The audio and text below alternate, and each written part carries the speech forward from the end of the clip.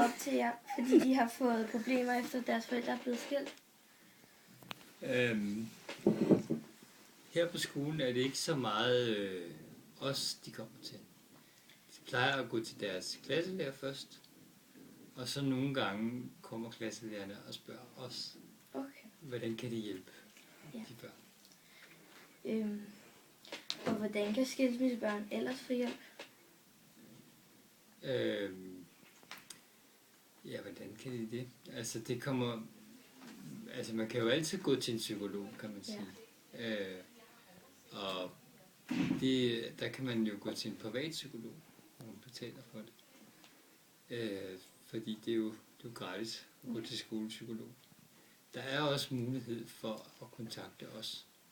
At man kan som barn på skolen sige, at man gerne vil snakke med psykolog. Så kan man kontakte os. Det er der bare ikke så mange, der gør. Okay. Hvis forældre bliver skilt, kan det have indflydelse på børnenes fremtid? Ja, det kan det godt.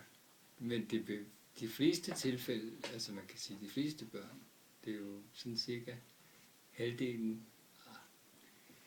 Er det ikke der omkring? Jo, 40%, tror jeg. 40% af børn har forældre, der er skilt. Så og det er jo ikke fordi 40% af alle børn har problemer. Men nogle gange, hvis forældrene for eksempel er rigtig meget uvenner, og bliver rigtig, så kan der jo for eksempel være, der er jo nogle forældre, der slås om, hvor skal børnene bo henne og sådan noget. Det kan selvfølgelig være svært som barn, at forældre slås meget om den slags. Det kan også være, at nogle børn har det jo svært også af andre årsager, og så det at forældrene skilles gør det så endnu sværere, kan man sige. Har man nogle undersøgelser om, at skilsmissebørn klarer sig dårligere i skolen end normale, eller nogen, der ikke er skilsmissebørn? Jeg kender ikke til nogle undersøgelser, men jeg tror det ikke. Det tror jeg ikke. Jeg ved det heller ikke, desværre.